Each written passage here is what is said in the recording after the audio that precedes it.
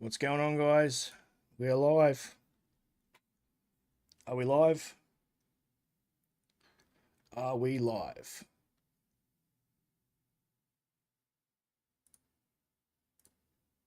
Test mic, test mic.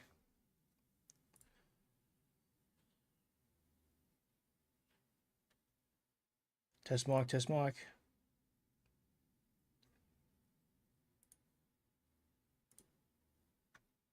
Test mic. Can you hear me? Can you see me?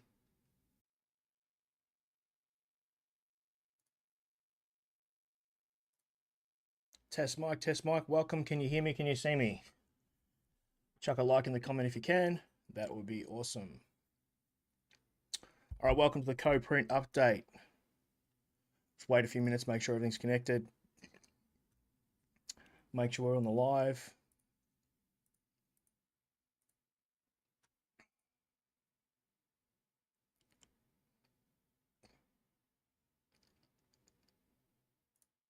A few technical difficulties.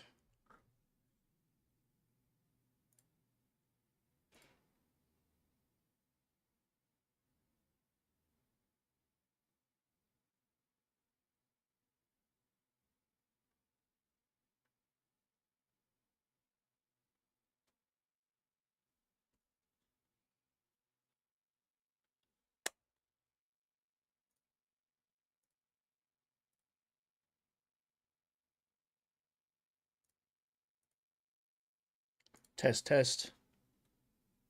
Hello, hello.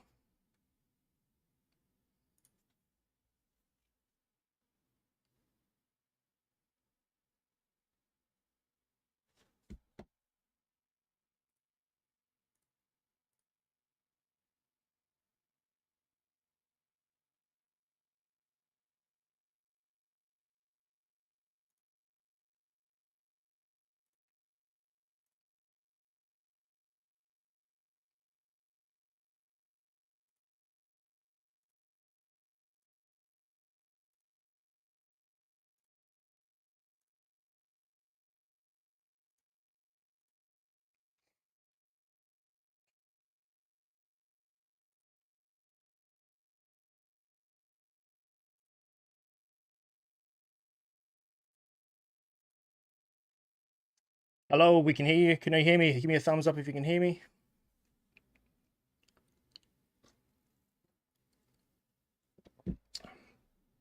Hello, Alan and Carlo. How are we this evening, this afternoon, or morning, depending on where you are?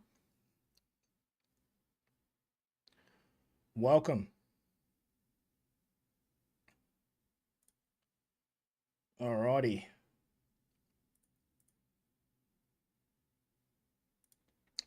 Get started, open some files up, and we'll get into it.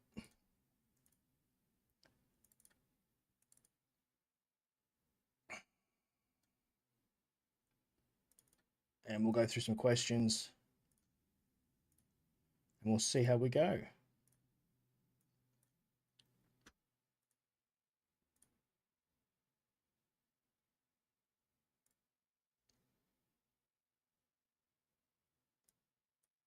All right, sorry for the breakdown there. I've got a bit of an issue with technical stuff. I'll get it sorted out now. So we should be fine. All right.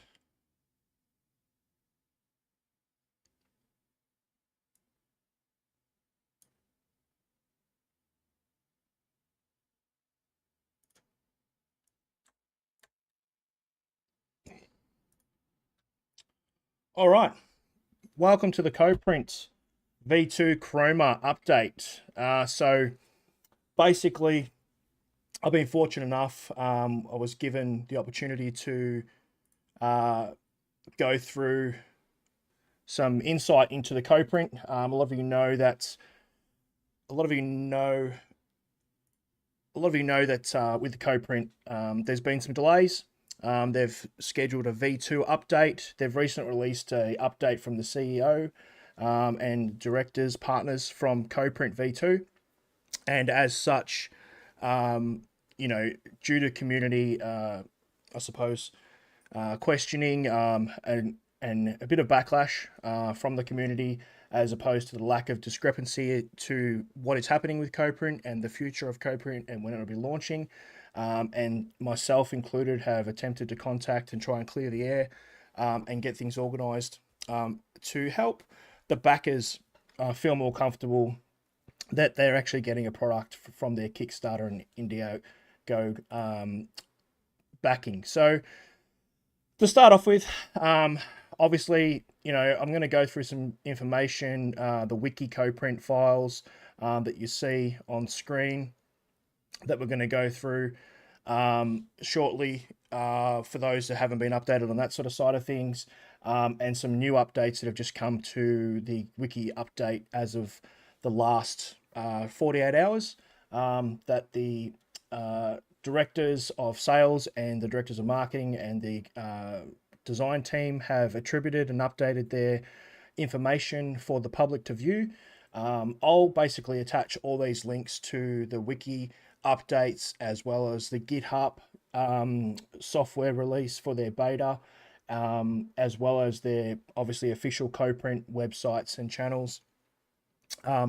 So that'll be there for everyone at the end of the live. I'll also be giving away a 3-month subscription to Patreon, where I do live tutorials on printing. I'll also have free monthly STL files from commercial premium drops for resin printers as well as FDM file printers, which will be coming from places like Wicked 3D, DoD, where else?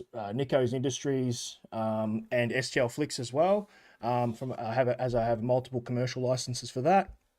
I also have promotion discounts for products including Creality, King Rune, and a few other filament suppliers that I'll be posting in the drop-down box at the end of the live. And there'll also be some questions at the end of the live after we go through some information, where I'll have a bit of a trivia questionnaire, and the first people to chime in to get the correct answer on that, I'll also be giving away a e-gift certificate for Amazon voucher that you can use to spend on, you know, some new filament, some resin, some printer upgrades if you need so. So hopefully people enjoy that, and it should be good to everyone. So without further ado, let's move forward with it. Just bear with me. I've got a lot of information to go through, so it's going to take a bit of time, and hopefully we can get through it all. If anyone's got any questions, feel free to chime in. If you want to know anything in particular, chime in. That way we don't go through certain links and information that you may or may not already know. For those that are tuning in after this live broadcast, feel free to post comments and questions down below. I'll be monitoring this live after it's been posted anyway, and I'll do my best to get back to you. So what we'll do to start off with is we'll go through the Chroma introduction. I'm going to play a short video from that, and we'll go through some intro. So what we'll do to start off with is we're going to go through the actual Chroma pad. Actually, you know what? Before we do that, we'll go into the CoPrint update from the co-founder, and basically on Kickstarter and Indigo, due to the concerns of the backers and the investors in CoPrint, and back and forth, I've relayed some information from the community as to their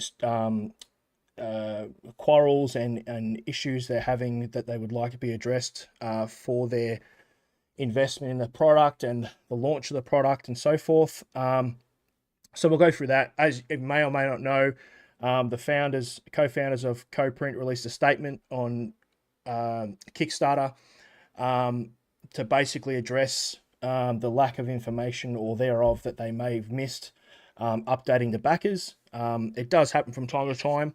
So we'll go through that. Basically what we've got here is they'd just like to thank the continuous support and interests for the update, and they will share their insights from the process and images completed moving forward.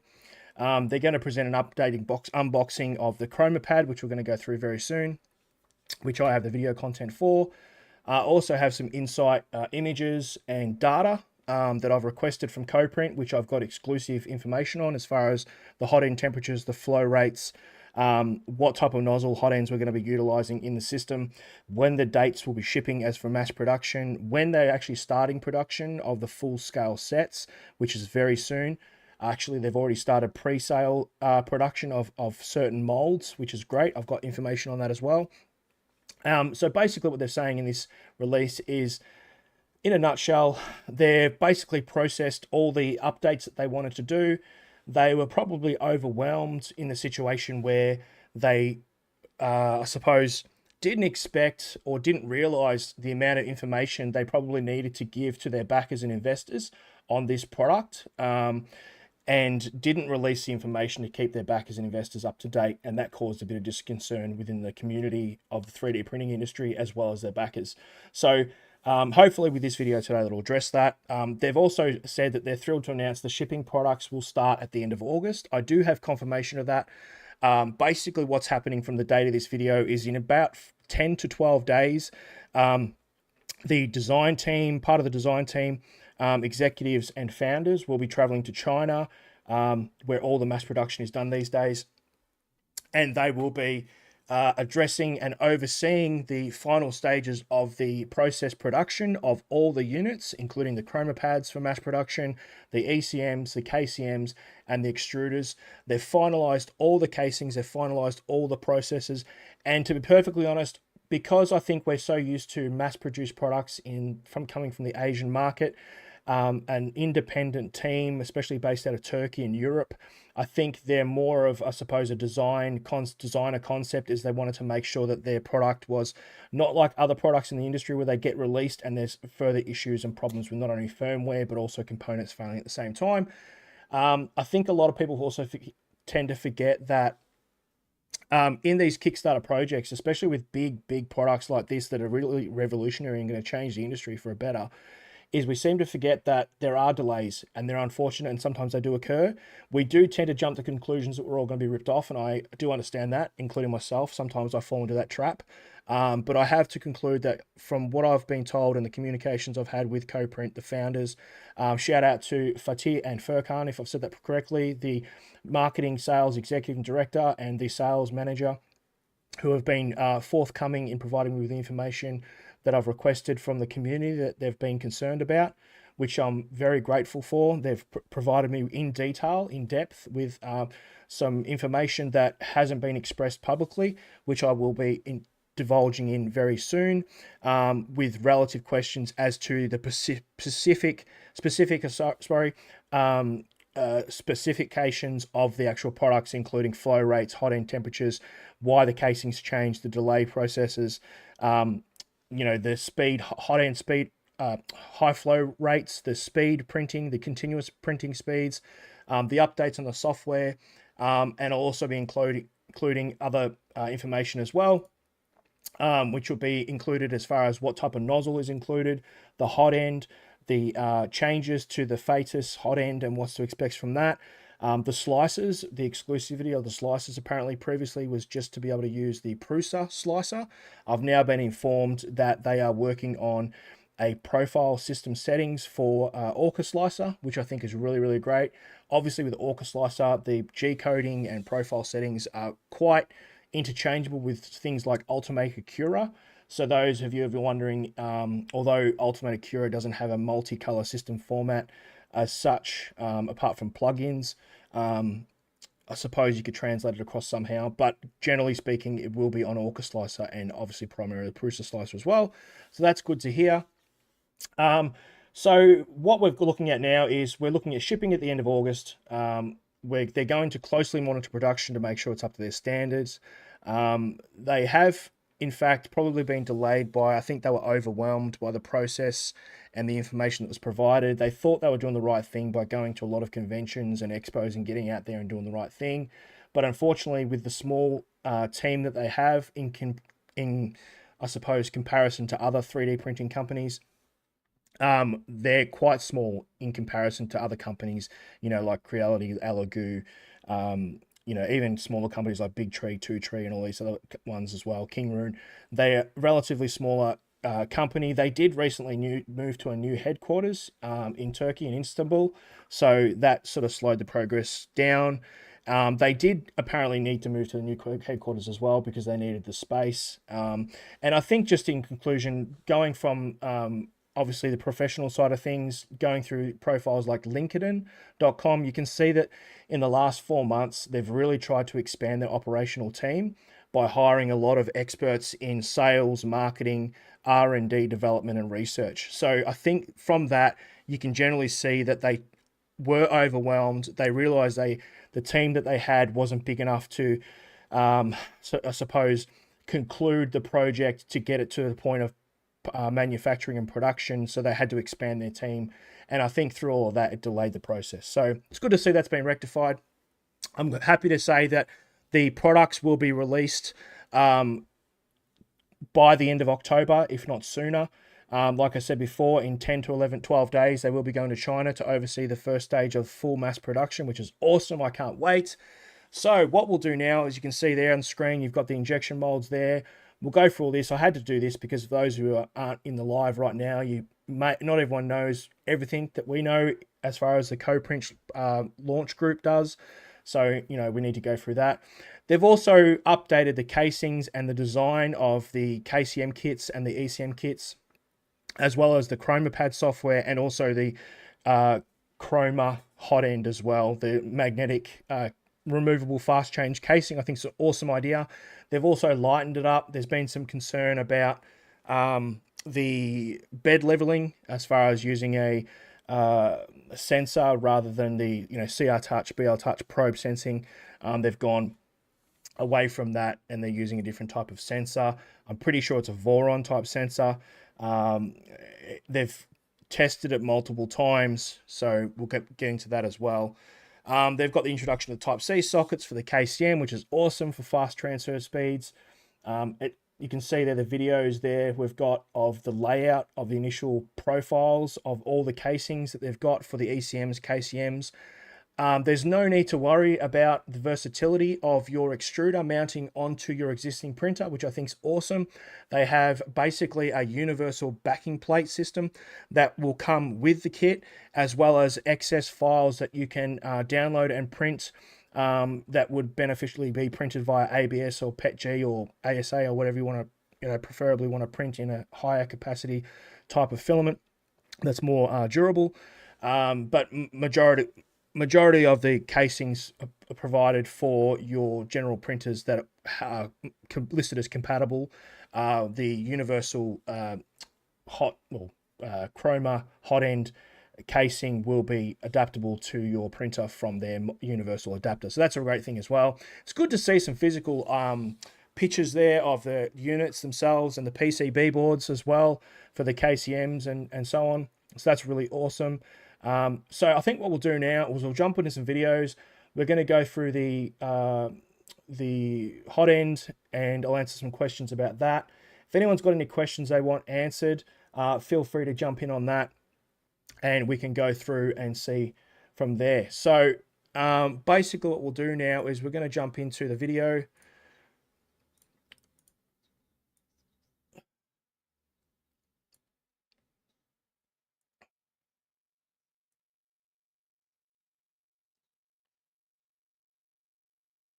We'll just quickly go through that again. I'm just going to quickly change the sound. So yeah, we'll go through the Chroma set updates and we'll see how we go from there. Hello everyone, welcome to CoPrint's Kickstarter updates. In this video, we will be briefly showing We've timed out the latest updates we did on Chroma Screen, which is the software included in ChromaPad. So, there are also good news. We are very soon going to open up our beta test for you. Oh, we've got a bit of lag. Basically, what we've got here is the so we have users and our backers. So we will be announcing the dates that you can sign up to the beta test. So once again, this is Furkan. Hopefully I pronounced that correctly. He's the sales marketing manager for CoPrint, and he's going through the Chroma pad settings. He just detailed that they're going to release a beta test, which I think is awesome. They're going to release a beta test so you can test out the Chroma pad software on your Raspberry devices and tablets. We just got chime in, Hungry Fig Jam. There you go, buddy. Why have they not adapted a fast heating ceramic sleeve like that of the Creality K1? Fast heating ceramic. Oh, that's a good question. So you're talking about the ceramic heating element that goes on the hot end of the K1 series I suppose I think you're talking about.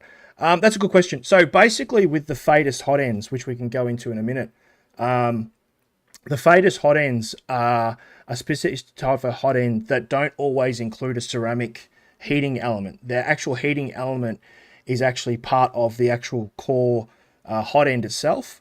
So the heat sink, heat block heats up around that. Now, my personal opinion is that with ceramic heating elements that go around the actual hot end itself, they are prone to degradation and failure because the ceramic material does break down. Now, if you notice in the K1, I've got both the K1 Max and the K1C, and also have the Kingroon KLP1, the newest 230 version, which was just released 4 weeks ago. Now, you will notice that after a period of time, when you change your nozzles, the ceramic coil, the actual ceramic does break away and will be, well, it is prone to I suppose, how do you say it, breaking down over time and failing. So that's an issue. I think that's one of the reasons why I'd say they've probably gone away from it. And to be perfectly honest, that with a solid block heating element for the hot end, it is vastly more durable, for one. With the hot end type that they've developed with Fadus, which is also in collaboration with Creality, they've worked together with CoPrint on this as well. And CoPrint's new hot end for their K2 series printers are actually using the Fadus hot end nozzles as well, and heat breaks. A lot of people don't know that. So Creality have got a going. They're going to be still using the all-in-one hot end, but they will also be using a Fadus series hot end and heat block with a full-length Unicorn style nozzle for their K2 series. So CoPrint, in collaboration with Creality, working together on certain products with or parts in their CoPrint system, have collaborated together with that, and they've worked with similar companies to itemize a preferred and more longevity system that's going to last and be more reliable. So Hungry, I hope that clears that up for you. So that's the reason why for that. So yeah, but moving on with I'll come back to that very shortly. In the Chroma pad, I'll put the link for that. The new V1.01 update they've released on GitHub. I'll put that link at the end of the live in the description as well. They will be releasing an update for applications for the beta test, that you can actually test the Chroma pad V1.0 software that you can download from GitHub. I do have that software already downloaded. I haven't installed it as yet, but I'm looking forward to trying it out. And also a few other things as well. So you can see, you can go through here, you can select the printer, which is pretty straightforward. It's very similar to the Sonic pad from Creality. It's just their own user interface, I suppose. It does have the ability to run on a Sonic pad. If you do have a Creality Sonic pad for one of your Marlin style printers, you can bootload the Chroma pad software onto the Sonic pad. Although I do say it would work better on the Chroma pad from CoPrint, being that the Chroma pad has a larger processor and also has more RAM on board than the Sonic pad does. So that's something to consider as well. I don't know how much of a bottleneck that will be in comparison between the Sonic pad's RAM and processor chip compatibility, or capability, I suppose, and the Chroma pad having slightly faster microchip controller board and RAM amount as well. So that's something to consider as well. Although, you know, it is an option, so I don't think it'll be a big issue, but yeah, I suppose it's one of those things you'd have to really try out, or I can get some further information back from that on CoPrint to see if they've tested the variance difference between the processing ability of a Chroma pad to the CoPrint. So you can obviously select through your printers, then you can go into your interface there. The interface is quite intuitive. It is very easy to understand. You know, you've got, with basically the KCM and the ECM, you can have up to 4 filaments running off one KCM unit or Chroma pad, whichever you go for, whether you go for a clipper system or whether you're getting the Chroma pad for a Marlin printer. So that's an option there. And by simply just attaching another ECM, you can expand that filament storage system to 8 or up to 20 with the extra extruders as well, which is handy. Some of the big changes they've made, I won't dwell too much on the software of the Chroma pad because that's something we can come back to later and people can watch it in their free time. I want to really focus more on the specifications and what people have really been asking me about to clear up and the answers they wanted from CoPrint. So once again, like I said, they're going to be mass producing. Well, they are starting mass production now. They're overseeing in 2 weeks or just a week and a half from now the production of the first batch of mass production units that are due to be They're going to start shipping at the end of September, and the first unit should arrive. First and second production lots should arrive in users' hands by the end of August. Now, although I am a content creator, in a way, I do printer reviews and tutorials. They are stating that they are going to prioritize, which I think is really good. They're going to prioritize that all systems that get sent out are going to be sent out to backers first, not being sent out a month in advance for YouTube influencers, like the big American US influencers that run 3D printing channels. I think that's really good. Although I'm a content creator, I'm also a backer. I have bought the largest kit you can get from CoPrint, and I am a backer as well. I have gone out of my way to try and help, CoPrint because I really believe in the product and help the community get the information we deserve.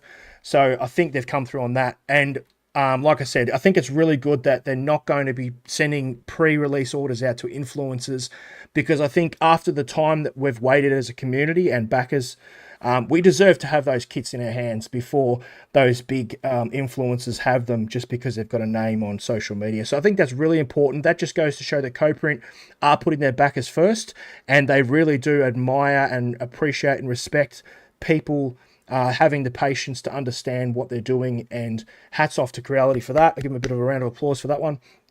That shows the integrity and respect that they have for their backers, which I think is really important. I think that's a really good thing. So well done for them to recognize that. So we'll come back to the Chroma pad. If anyone's got any questions about that, let me know. What we'll do now is I'm going to jump into the actual links for the hot end. So we'll jump into that now. So as you can see now, we've got the Chroma hot end. Now, just pause it there quickly. They have changed the design. Originally, it was called I'll bring it up. I have it on my system. Originally, it was called, where are we? So the Chroma head had 5 stages initially, and they recently changed the hot end design because they weren't happy with the flow rates and the heat time and the heat sink as well. And they wanted to further increase the durability of the design of the hot end and the heat break. So had something to do with that. They've basically changed the fan design. They've increased the capacity so that it heats up faster, and also the stability of the hot end. So they did originally advertise the hot end. I'll bring it up now for you guys.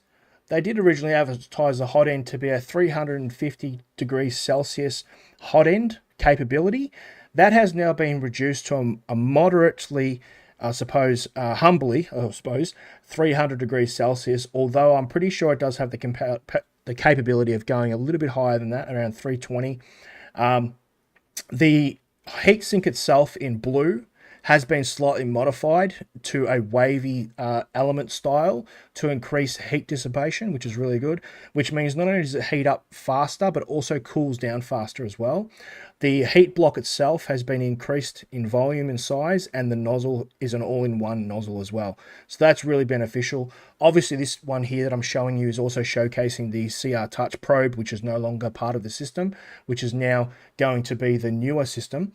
Now, you can see it's 300 degrees high temperature. That's the stable max hot end temperature. It has a direct plug heatsink fan. So the fan is mounted to the heatsink and directly plugs straight into the actual PCB board, which is really good. Less wires, the better. The less cabling equals less failures. Phaetus, from what I understand, the people the company themselves make very, very high-end quality hot ends and heat sinks. So I think that CoPrint have done a really good job in choosing them and really going for probably the best hot end they can get from them. Like I said, Creality is going to be using the Fadis hot end system with their own patented design that they'll be getting from Fadis for their Creality K2 series, which are releasing in September as well. So that's really, really cool. The unicorn, I say unicorn, it's not technically called a unicorn nozzle, but basically the hot end itself is an all-in-one hot end. As you can see, it's a hardened steel hot end that comes with the actual Fadis hot end and heatsink block. Comes with a tool kit including grub screws and actual nozzle removals and heat sinks. The heat sink or heat block itself is quite large, and that's to compensate for not using a ceramic heating element, which I think is really good. What do we got? Hungary. Them shipping to backers first was the best part of their update. 100% agree with you, mate. Hungary, you have hit the nail on the head there, and I say that in turn meaning they have done the right thing by reassuring their backers. By doing that and sticking by their guns and not shipping it out to influencers prior to releasing it to the backers is probably the best thing they could have ever done. Otherwise it would have been, in my opinion, even though I do create content on 3D printing and 3D printing professional enthusiast myself, I think is the best thing they should have done. Why did they drop it to 50? As in 50 degrees Celsius for, where are we? Drop it to 50. Oh, you mean the heating element itself, the heat block? To be honest, it's just the power output. I mean, a lot of ceramic elements that they use for these hot ends, they usually are rated between 45 and 60 watts. So I don't always think that the wattage of power output equals the heat. And in some cases, the actual hot end themselves doesn't always equate to changing the flow rates. It's more to do with the amount of heat surface dissipation that actually encases the actual hot end nozzle and the heat break tube that enables the flow rate to be increased or decreased. So although it's 50 watt instead of 60 watt, I can tell you now, if you want some more information on the hot end, I can tell you now, you'll be happy to hear. All right, so this is going to be really good for you to get some insight into. I'm going to bring it up now for you. It is, where are we? All right, so the new hot end from Fadis is called the Supreme Fadis hot end. The initial hot end value was 67 millimeters squared with a 320 to 350 degree hot end. The Fadis, this is from the design team and the sales manager who's basically confirmed these details. The Fadis hot end flow rate, sorry guys, this is a lot of words to pronounce here. The company considered the hot end reflecting the maximum value measured in a laboratory setting. So everything they've done, they've strictly tested over and over again to make sure they've got their values and flow rates and specifications on point, which is really awesome. So the flow rate is a given 67 millimeters per square without taking into account factors such as motor thrust, cooling, and pressure. However, considering those variables, including the motor thrust and gripping capacity of the extruder gears, they observed that the Chroma hot end can achieve a stable print speed of 24 millimeters squared per second. Now, if you compare that to the K1 series or the Bamboo P1S and X1 Carbon, their continuous flow rate, top end flow rate, is around 21 to 23 millimeters per second of filament fed at most through the hot end. Now, that's not, people will criticize that and say, oh no, that's not right, it's 27 or it's 31 or it's 34. It's actually not, because if you go into your slicer profiles, you'll see that even for high speed filament, the most of the time, especially after you do your calibration testings with a Pursa, Orca Slicer, Cura, and so on, and Creality Print, that when you do your high flow calibration tests, that it will actually show that the peak is around 21 to 23. So to achieve a continuous, good quality, stable print speed of 24 millimeters per squared is actually really, really good.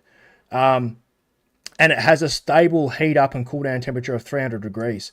So that is really good. Obviously, I'd say from what they've said there, it can go higher if you really wanted to push the flow rates and the temperatures, especially if you're printing a high-speed filament.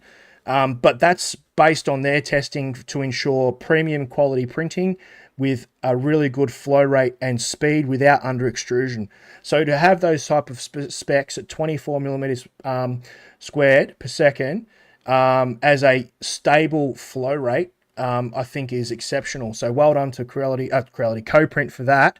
And they've also been collaborating with Creality as well, which is good because it's always good to actually collaborate with a larger company, regardless of whether we think, we have discrepancies with other companies. Some people like Creality, some people don't, just like Bamboo Labs. But, with smaller companies and they can collaborate with larger established companies, it's always going to have some impact and help them with production as well. So that's a good thing. So hopefully that cleared that question up for you. So moving right ahead. So to actually go with a actual, what looks like a solid block heating element over a ceramic block, I think is more to do with longevity, which I think, to be honest, is a great idea. Like I said, ceramic elements can tend to fail over time. They do break down. They're relatively cheap to replace, but they do break down. So I hope that clears up everything for everyone else. You do get this kit with your Chroma hot end if you do order your Chroma hot end as part of your kit, and you can also include that with your as an accessory. So if you wanted to add another nozzle hot end, you can actually include a spare if you wanted to do that as well. The nozzles themselves, I think, are pretty sure they're interchangeable, and you can get them in 0.4, 6, and 8, I'm pretty sure. Excuse me, a drink. What else? So let's go through some of the other questions we've got as well. With the setup guide, they haven't released how to set up the Chroma software v1.0 as yet on other devices outside the Chroma pad, obviously because it's a beta, so they're still yet just tweaking and finalizing the software, making sure there's no bugs, which I think is really good, so that's a good thing as well, especially to push it out to the community. A lot of companies don't do that. They don't push their software out to be tested by the community, so that's a good thing as well. That shows that they're willing to accept public insight and a third-party point of view on their software, which not a lot of companies do these days, which is really great. What else have we got? So moving forward again, some of the questions that people asked was to do with the updated proximity sensor.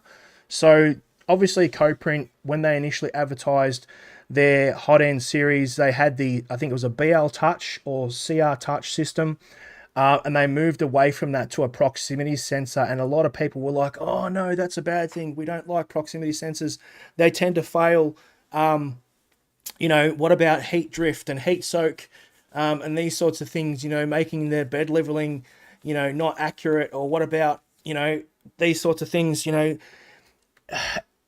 what they've done is they've tested multiple proximity sensors to find the best proximity sensors. And to be perfectly honest, I have proximity sensors on some of my printers and I haven't found that much of an issue with them.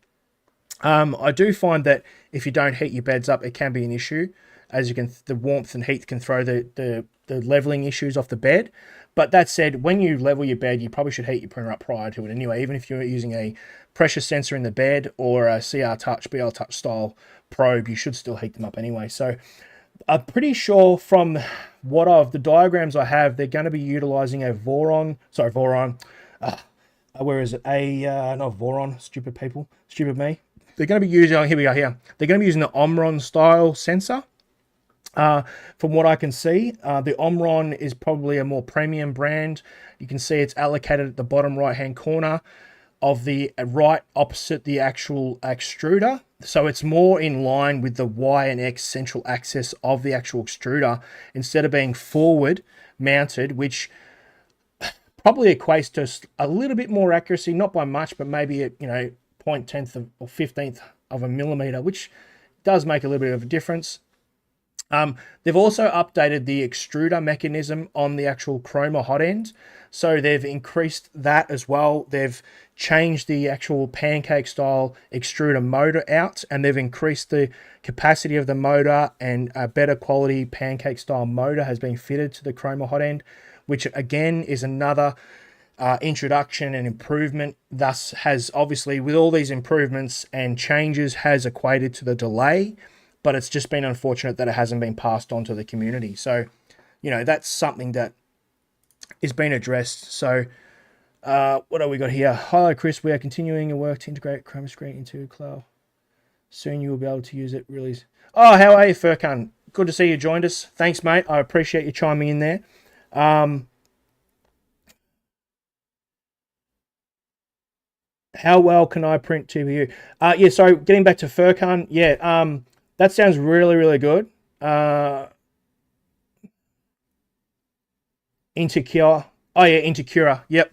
So, that's really good to hear. So there you go. So Furkan is part of the CoPrint team, one of the directors there for sales and marketing for the actual, it covers a lot of the expos and conventions on actually showcasing the newest updates for the CoPrint system. And he's basically just saying there that on top of the Prusa being implemented as far as the slices are concerned, they are working on the Orca slicer update as well. But from what he's told me there, they are looking at Secura, which is actually really good. So that's, there you go. There's another confirmation there. That's a bit of an exclusive one there. So that's good to see. We'll be able to use it on your own with the system as well. So that's good. Well done. I'm pretty happy about that. So that gives us 3 different versatile slices that we can utilize with the CoPrint system, which is really good. And we've got Very Fly. How can we help it print TPU? That's a good question.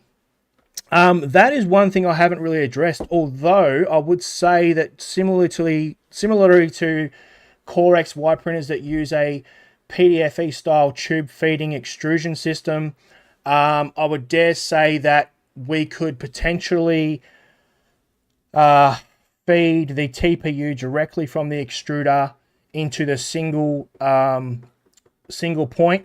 I don't think that anyone has produced a multicolor TPU filament feeding system yet. I think we're probably a little bit behind that. I would say that the CoPrint, although probably be verified, it is compatible with TPU, although, like I said, the PDFE tubing would have to be removed to then direct feed the TPU. I don't know how or if it would be able to multi-feed or multicolor print TPU. I don't think it would be able to. Who knows? I could be wrong. We, in the community of 3D printing, we're always evolving. So that's something that, I'm sure someone will probably look at trying to attempt to do. So, who knows? That's a possibility, but we'll have to wait and see about that one. But that is a really good question as well. So that's interesting. One of the other things as well with the proximity sensor as well is that they did test just different brands and types of proximity sensors, but they chose the sensor that provides the most accurate and stable results. Whoop, the earphone just fell out. And that seamlessly works with all printers that have a PEI or metal bed. So, unfortunately, I'm not sure about glass beds there, but, I think with the proximity sensors, to test them that worked mostly with PEI metal beds without any limitations, that's a good thing to know that they've gone out of their way to test them and that it doesn't cause any issues with load cells. So that's really important to know because that really does affect the compatibility of this CoPrint system being utilized by more printers more widely, which is really beneficial to the community and really does make CoPrint a one-off system that is unlike the K2 system of Creality's CMS system that's coming out and the Bamboo Labs multicolor AMS system, as well as the new Anycubic multicolor system, which I think can only support up to 8 colors. Remembering that CoPrint can support up to 20 multicolor filament rolls at one time if you expand it with the ECM kit on top of your KCM or Chroma pad set. So that's really good to know. I'm pretty sure Bamboo Lab only do 16. Anycubic can support 8. And Creality's K2 CMS system initially will only support 4 and then up to 8 colors with a possible expansion later, but that hasn't been confirmed or, detailed. And I'm not sure how long that would be before it is. At this stage, I'm pretty sure it's only 8 to 12, maybe 16. So CoPrint really does lead the mark there as far as being able to print more colors at one time with just simply whacking on an extra set of extruders and an ECM unit. That really does mean that increasing the capacity of printing more colors with your printing system is much more cheaper and economical in price for your back pocket in able to print more multicolored design prints than buying, say, a Bamboo Lab AMS or another CMS system for your K2 series or K1 series printer when they do initially bring out the system that can be incorporated to the original K1 and K1C printers. So CoPrint have really got that one locked down. I think that's really, really good that a lot of people seem to forget about.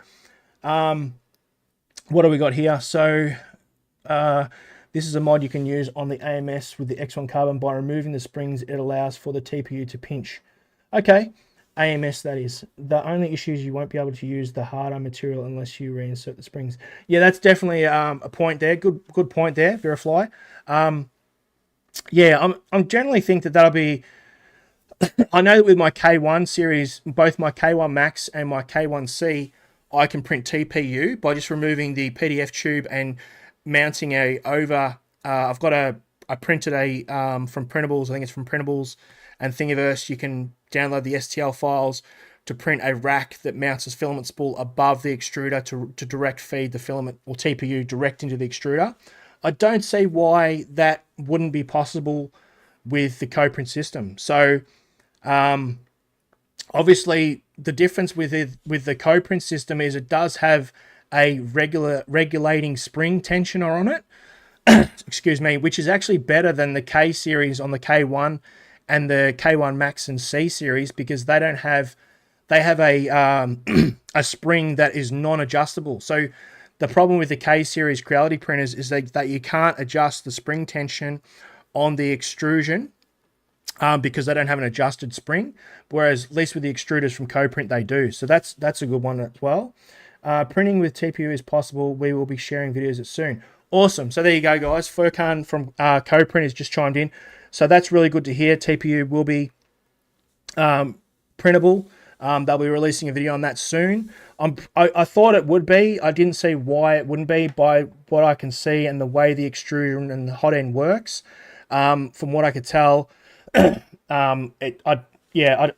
personally couldn't see any reason as to why it couldn't with just a few little adjustments there with flow rate changes, spring tensioning on the extruder, removal of the PDFE tube and a few other modifications that could be done quite easily. So that's good to know. That's really awesome to know about that. So that's really cool. I'm going to pin that one up the top. That's really, really good to know. What else have we got? Yep. Cool. So that's really good. So let's move ahead. So basically we've got the compatibility of the printers list. As you can see, we've got a lot of there. So we've got 22 printers confirmed by CoPrint for Creality. We've got 5 printers confirmed for Elegoo. We've got 4 printers for Anycubic. Prusa's got 4. Soval's got 4.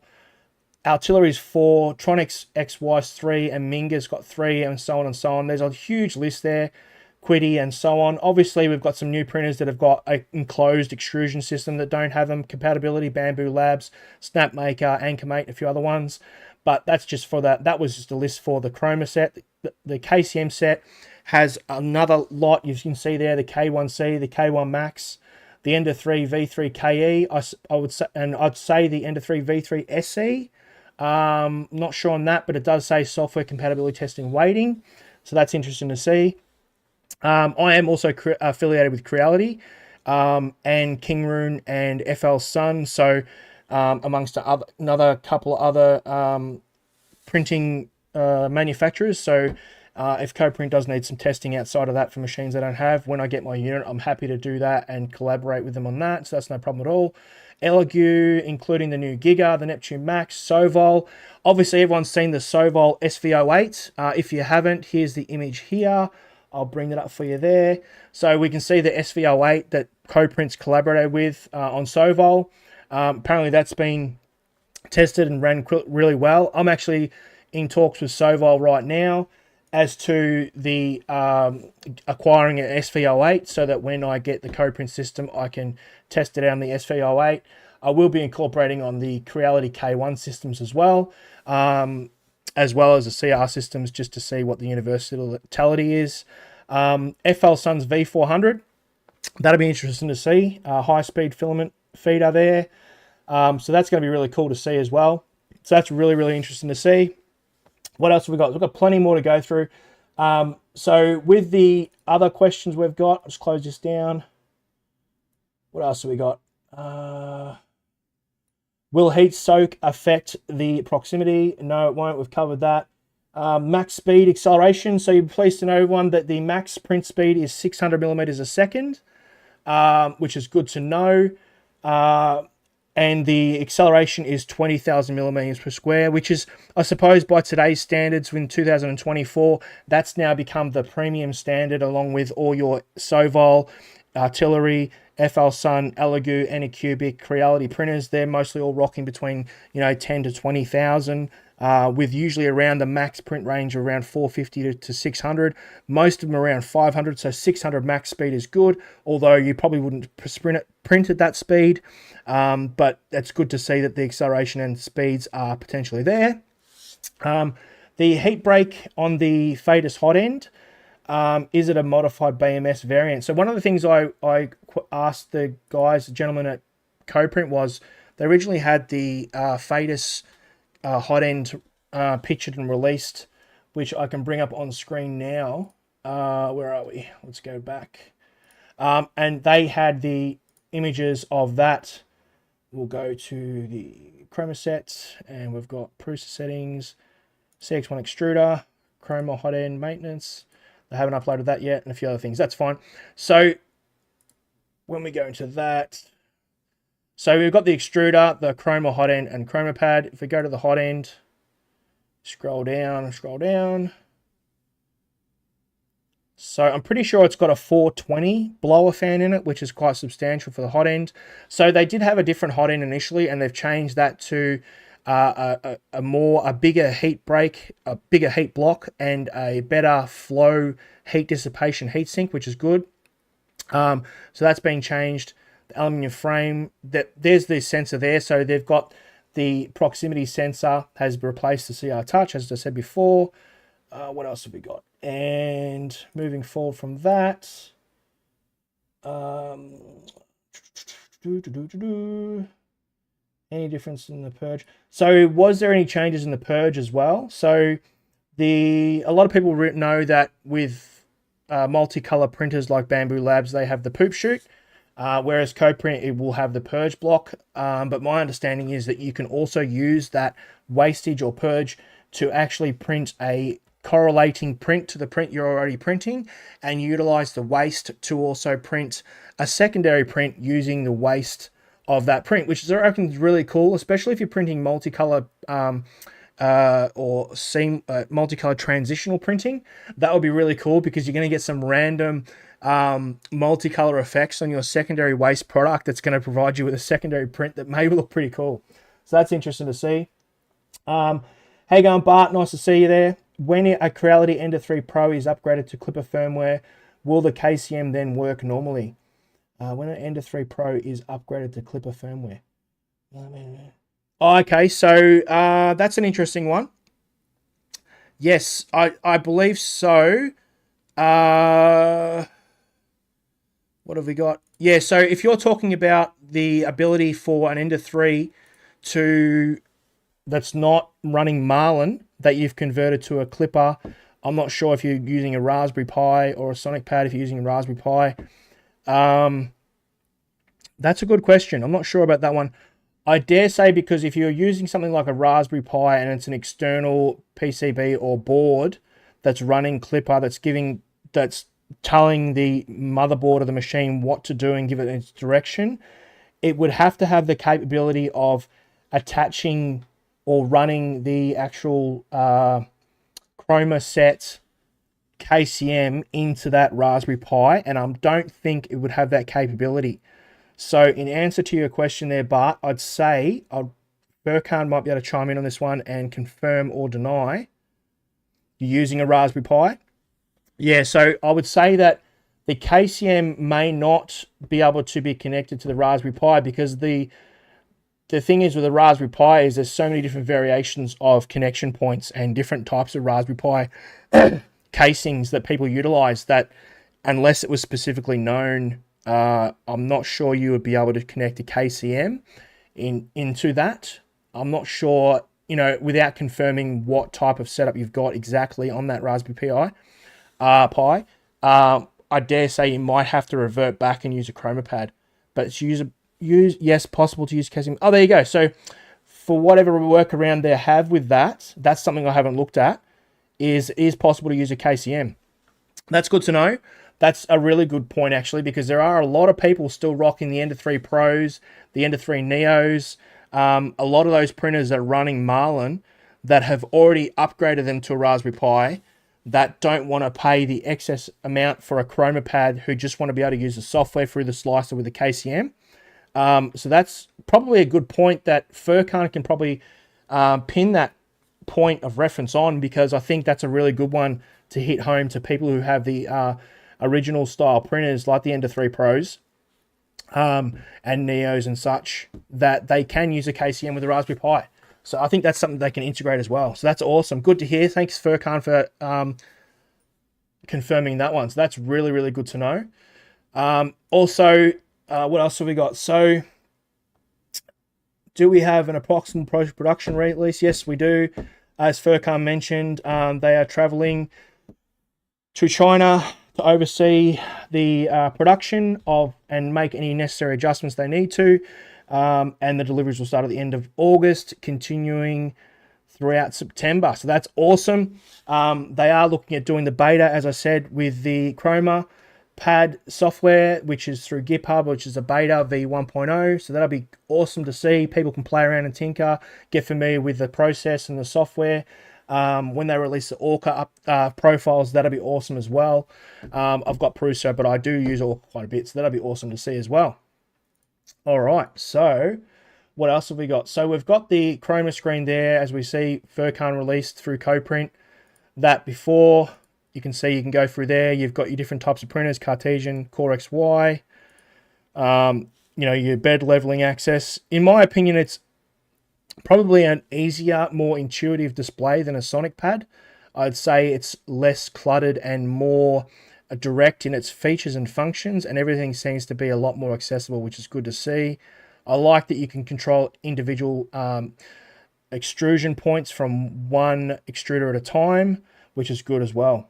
If your own Raspberry Pi setup includes a screen, you can also use a Chroma screen. That's good too. That's a really big point of reference. So using the Chroma screen as well on top of the Raspberry Pi setup is an option if you want to have that more larger intuitive setup with that interface.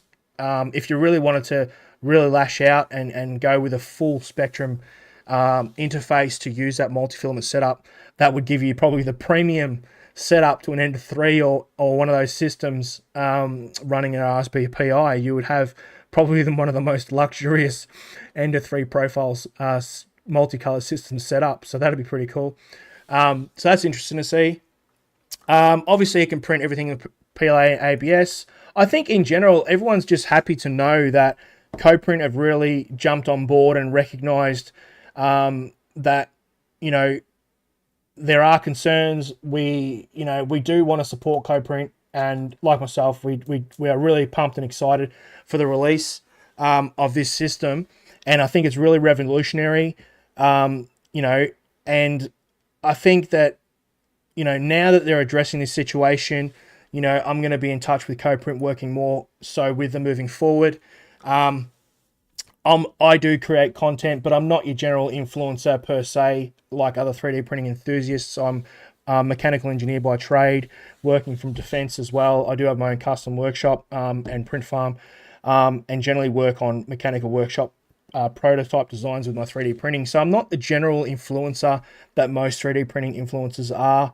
And I'm a backer as well. So I think, like I said before, CoPrint recognizing that there are community concerns and that, they've addressed it and they've really stepped up, really goes to show that they do have the good intentions that I knew they had moving forward, and they really do want to capitalize on a market that they could have missed out on, which I think they're going to capitalize on with the upcoming release of the K2 series CMS and a Bamboo Lab later, December, January release, and the Anycubic multicolor system. I think CoPrint's really going to expand on that system in the multicolor filament printing realm industry, because being able to print on a large array of brands of different printers is something that's unique to CoPrint. So that's awesome. So what else can we go? What else we got? We've got plenty to go through. Just a matter of going through it all. That's fine. What else? Oh, so we went through there. We've got the Chroma pad, the updates on that. So that's I'll put those links, like I said before, in there. What else have we got?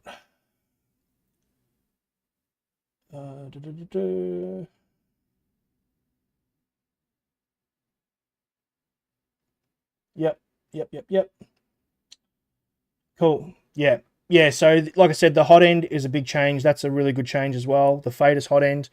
That was really good to see they've done that. What else? We've got the slideshows of the KCM or ECM. So they've changed the ECM. They've ensured that the quality of the ECM casings have been improved.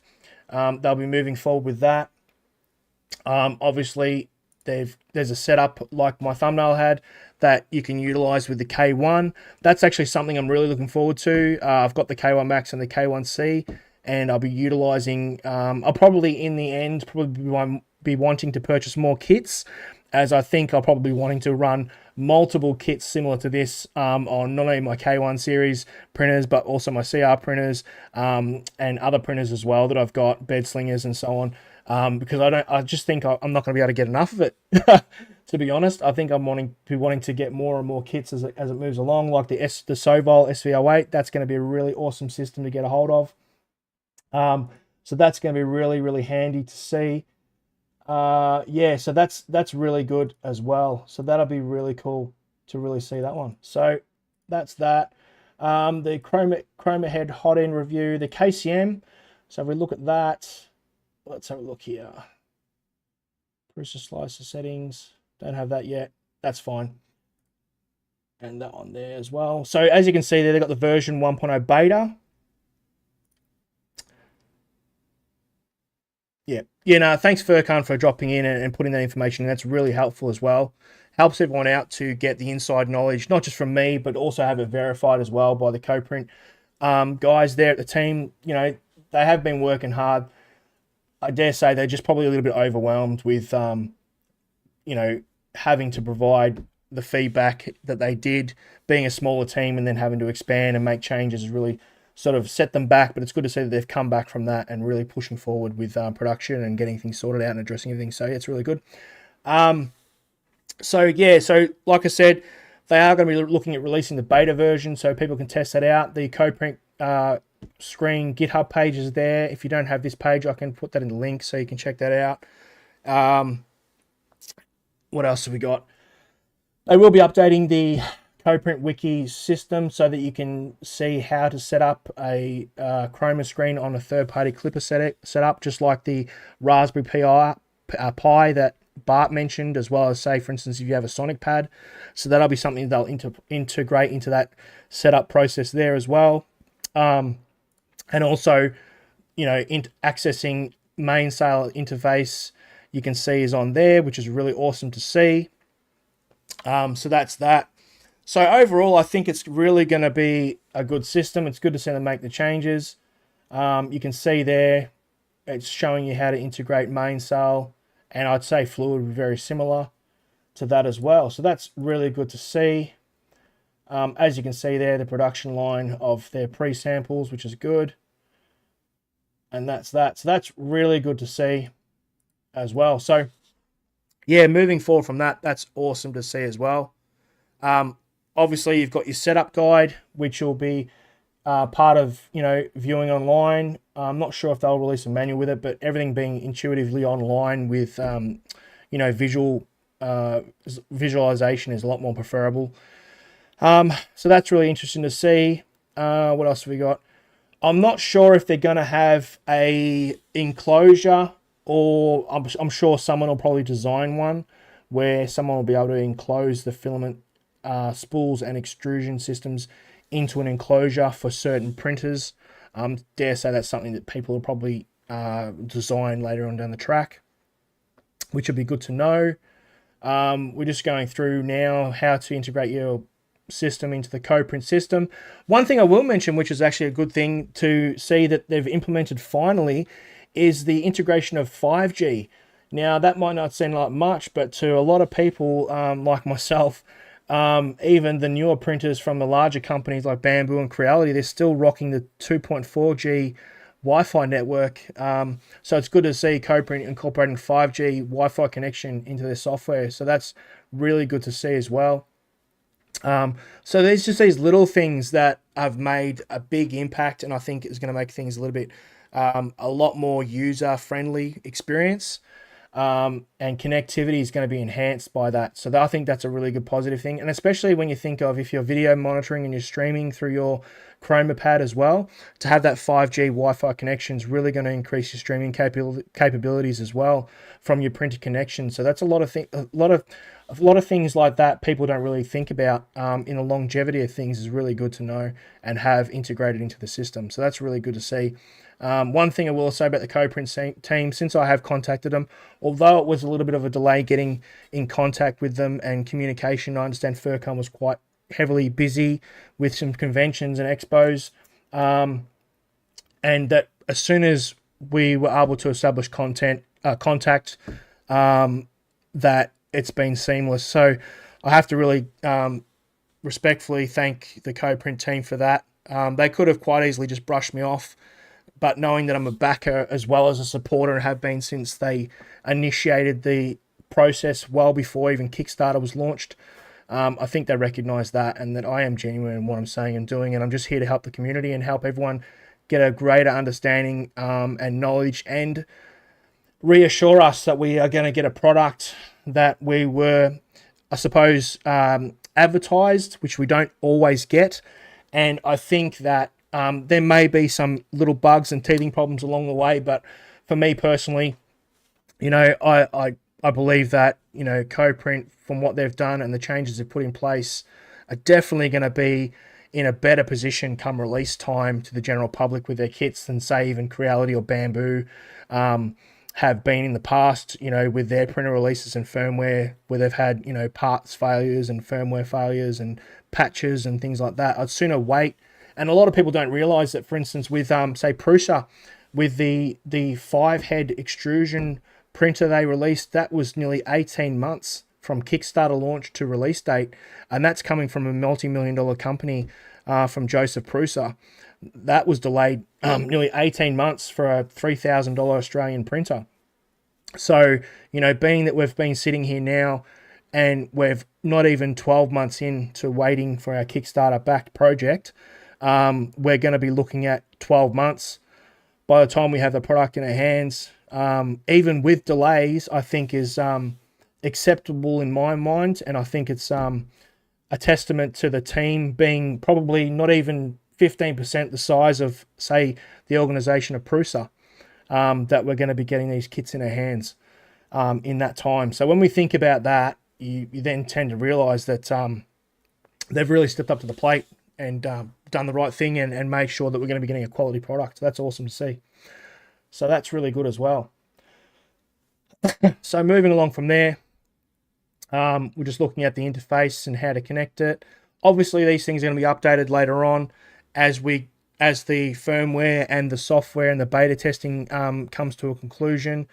FurCon will be integrating that more into the CoPrint Wiki setup, so we can go through that more in detail and more in depth with attaching the cartridges and the tutorials and everything like that, so which is awesome. That's good to see as well. So I'm just trying to rattle off my brain if there's anything else I need to cover. So where are we? What are we looking at now? CoPrint connections. I'm not sure if FurCon can let me know this, but I just wanted to know, will the extruder mounts for the extruders, will they be a accessible printing part, or will they come universal with all the extruders? That's probably a good question to know, whether there'll be accessory parts that can be printed for different types of printers, or will the actual extrusion mounts be universal mounting system. So that'll be one that'll be interesting to know. I've got some feedback from the community from Facebook. They're asking me some questions now as well outside of the live. So that's good to know. What else have we got here?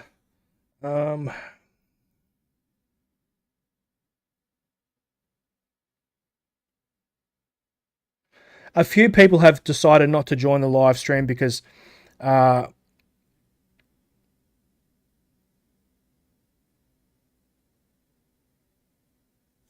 yep, that's fine. Yeah, so a few people have chimed in from Facebook just with some questions about the systems and extruders. So that's one of the questions they've got from there as well. Yeah, so also I'm doing a live stream giveaway. So part of the thing was I was going to ask some questions based on the, how do I say, the trivia side of things. Looking at giving away to one of the recipients in the chat feed, which I'll probably do in a minute. Just a little thing just to incentivize, just to, I don't really normally do these sorts of things, but it's something that I've decided to provide just to break it up a little bit. So I've launched Patreon. Part of what I do is do tutorials for slicing for different printers, help people out. I'm one of those streamers, or not streamers, but content persons and media people online that tend to actually provide you with the profiles and slicer settings that I actually have, unlike other content creators. So I've literally launched Patreon. So I'm going to give away a 3-month package to my Patreon, which will have exclusive STL files, monthly print drops, tutorials, slicer profiles, and discounts from all my affiliates that are exclusive, from 5 to 40% off from various retailers. And I'm also going to give away an e-gift voucher as well. So without further ado, what have we got here? We will include a metal extruder adapter that is compatible printers package.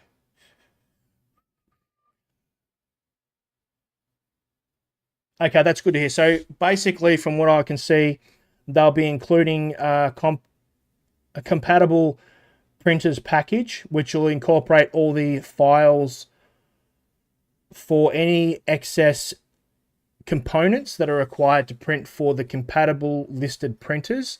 So you'll be able to download extra STL files for your extruders.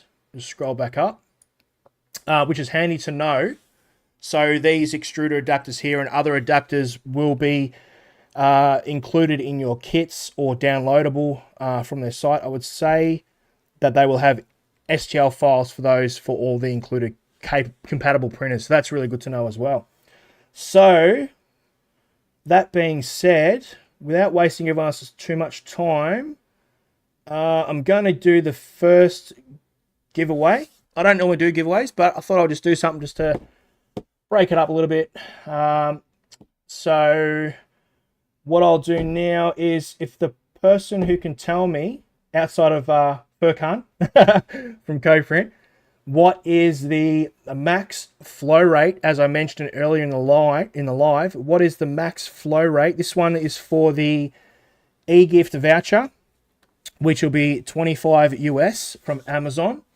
What is the max flow rate for the new Fatus hot end on the Chroma head hot end? The max flow rate, millimeters squared. What is the max flow rate for the Chroma hot end?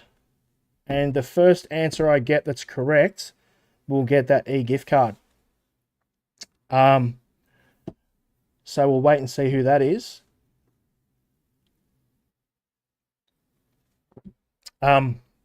Yeah, so got a bit of a delay here, so sort of waiting and see who that is pops up. Like I said, I don't want to do giveaways. I wanted this to be more of an informational. Once again, we're looking at the max flow rate, and we have, yes, that is correct, Bart. It is 24. So the max flow rate was 63, but the max print flow rate is 24. So correct answer. If you want to email me, if you go to my YouTube page and scroll down to the contact links, you'll see my email. If you want to contact me at chrisscreations@gmail.com, if you contact me through there and shoot your email across, I will forward that to your email and you can claim that e-gift card. So good work. Yeah, good to see someone's chimed in who remembers that information. So well done. Congrats on that one. So yeah, I'll send that via email. Just shoot me an email via that and I'll send that through. The next one I'll do is for the Patreon subscription. And that is, if anyone can remember, what have we got here? Let's go through. All right, so if we had, all right, this one's, I'll try something a little bit harder. See how we go. So this one's for the Patreon membership, 3 months Patreon membership. That's going to include 5 premium STL file drops, including 5 resin premium file drops with a commercial that I have commercial licensing for, as well as filament licensing for FDM files as well as slicer profiles for Cura, Creality Print, and Orca Slicer for multiple different printers that I've spent literally nearly 2 years collaborating and profiling. So they're, yeah, let's just say they're not short of fine-tuned, that's for sure. So you'll get that, plus access to other information behind the scenes, as well as live feed assistance for your printing software as well. So that's for 3 months. And we'll go with, what have we got here? If someone can let me know the, what have we got? Let's choose something really quickly. It's not too difficult. All right, we've got a good one. What is the, with the new changes from the original hot end to the new hot end, what is the maximum temperature? Actually, what is the wattage of the new heat block on the V2 extruding hot end? What is the wattage on the heat block on the new V2 hot end? If someone answers the correct question to that, obviously you can only win, can't win more than once. So unfortunately, Bart's already won the Amazon e-gift card. So if anyone wants to chime in with that, I'll be happy to give that to them. Now, generally, that's usually about $14.99 a month. So that's around 45 US value there. So once again, we're looking at what is the, just reading the comments now. 50 watt. Yep, Cedric, you're on it, mate. Well done. Cedric Nijson. I apologize if I haven't pronounced that properly. My Aussie accent isn't the best at pronouncing Cedric Nijson. I'm not sure if I got that correct, but welcome. Congratulations. Yep, 50 watts correct. Well done. So once again, if you want to email me at Chris Creations, click on my YouTube. You'll see the email contact link there. Shoot me an email and I will send you a 3-month subscription to my Patreon, where you'll get, like I said, up to 8 premium file drops, STL file drops, resin and FDM. I'll also include live feed, tutorial assistance, profile assistance, and tutorial setting software, as well as behind the scenes as well. I do a lot of printing behind the scenes, which I will be posting more often as well. So that's that. Congrats, guys, Bart and Cedric, from those ones. So just email me and I'll shoot that through to you by tomorrow morning, my time. So yeah. That pretty much, was it 45 watts? Sorry, Hungry. No, it wasn't. It was 50 watt. It was 50 watt, mate. Sorry about that. Yeah, no, 50 watt. Close, nearly. But no, unfortunately, it was 50 watt. I know it was down to 300. Yeah, that was the temperature of the hot end, not the actual wattage of the actual extruder itself. Not the extruder, the hot end. So the hot end itself was 50 watt heat block rather than a ceramic cartridge of 60 watt, which is what was mentioned earlier in the feed. But yeah, no, good effort. You are right with the 300. That is on the max temperature of the hot end, which is down from 350 to 300 for a stable temperature, that is. But that's, you were pretty close. But you know what? Shoot me an email, and I'll see if I can sort you out with the Patreon membership as well. Why not? Throw that in anyway, just because you've made an effort there, and why not? Let's just throw one other one in there. Yes, hungry. Send me an email, mate, and we'll see if we can sort you out with another Patreon membership as well. Why not? Who cares? I'm in for it. I'm happy to do it, so that's fine. The more the merrier. I'm here to create a better community for everyone, so I'm happy to do that.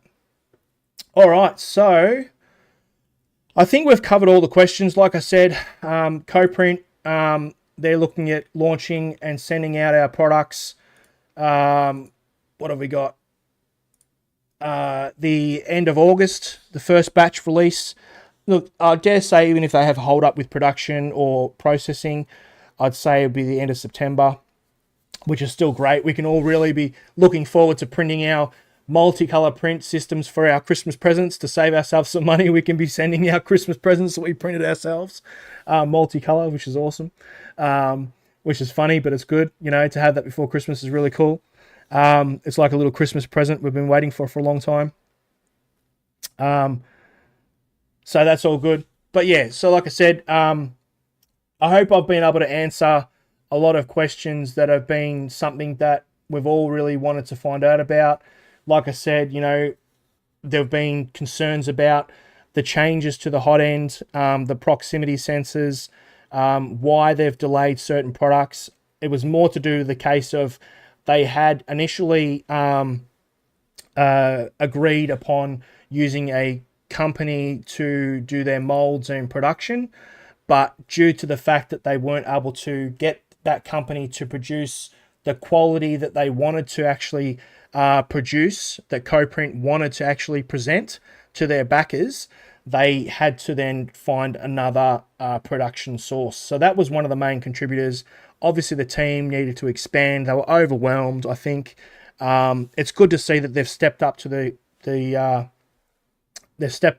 community and really recognised, that things needed to be addressed, and it puts them in more of a positive light, knowing that they are actually doing the right thing.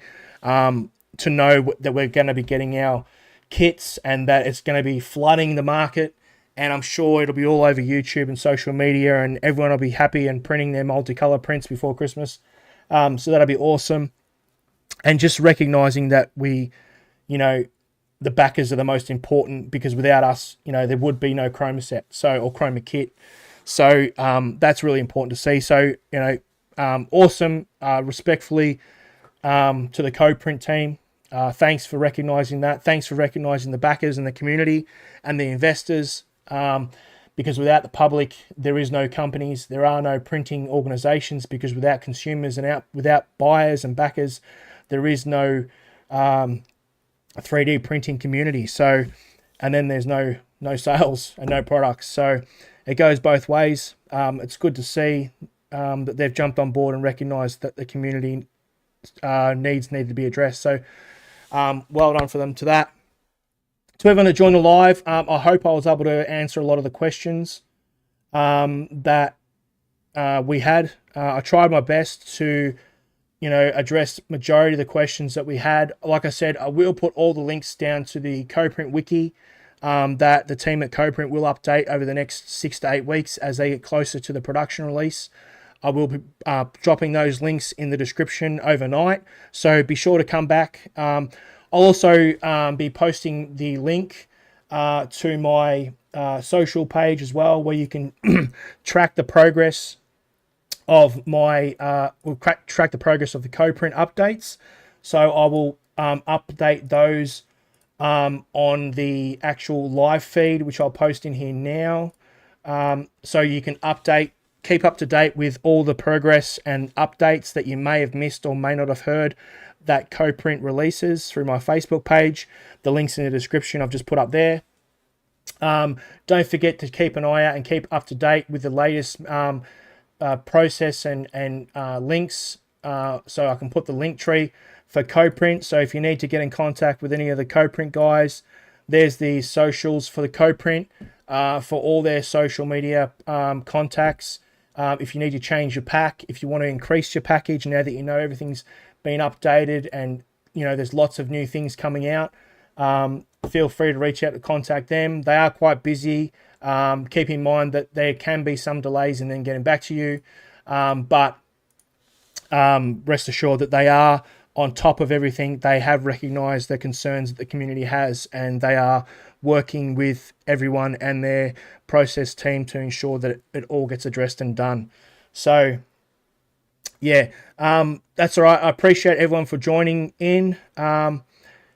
Thanks for everyone for tuning in. Like I said, I'll be updating the community as I move forward with CoPrint, and CoPrint will be updating through their links page, through YouTube, Instagram, and Facebook, to name a few, as well as Indigo and Kickstarter platforms. Updates will be there as well within the coming weeks and months ahead. Me personally, I'd like to thank CoPrint team, Fatih, the directors and CEOs of CoPrint, and Furkan for helping address my concerns that were addressed from the community of backers, that has helped put CoPrint, the team, and the product of Chroma set in more of a positive light. I feel it's been something that's been highly anticipated to be done, and I'm happy that we've been able to do that and address a lot of the concerns that the community had. So with that said, like I said, for those guys who won the monthly Patreon subscription, Bart, Cedric, and even Hungry. Bart, get in contact with me. Drop me an email for your Amazon e-gift card. Cedric and Hungry, don't forget, same again. Drop me an email and I'll shoot you that 3-month Patreon subscription. This has nothing to do with CoPrint at all.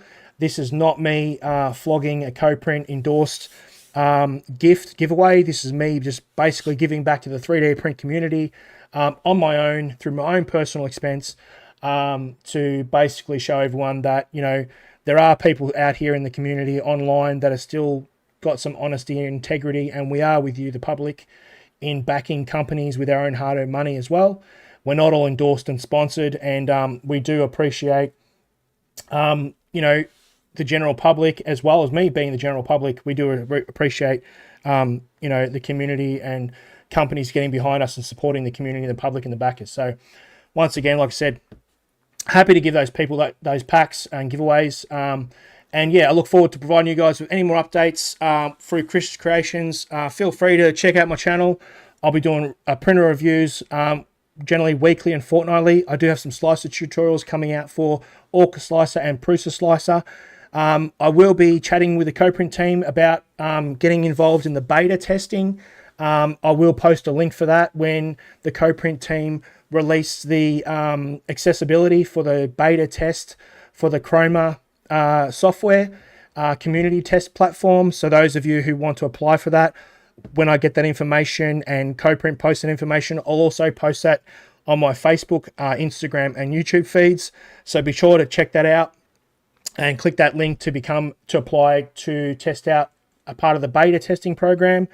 And to everyone that joined the live, I do appreciate you joining along, and to the CoPrint team once again, thanks for addressing the concerns of the community. I look forward to seeing everyone posting their reviews and photos and pictures of them using their new Chroma sets at the end of September and October, and showcasing their multicolor prints, and really sort of, being, just awesome prints that they can showcase. So I look forward to that. Thanks again to the community. Like I said, hopefully I've been able to help everyone in address their concerns. Like and subscribe to the video. Hopefully, we can get CoPrint out there and showcase what they can do, and look forward to having the product in our hands. Like and subscribe. Stay genuine, stay honest. And yeah, happy 3D printing, everyone. Enjoy, take care. I'm Chris, and I'm out. Cheers.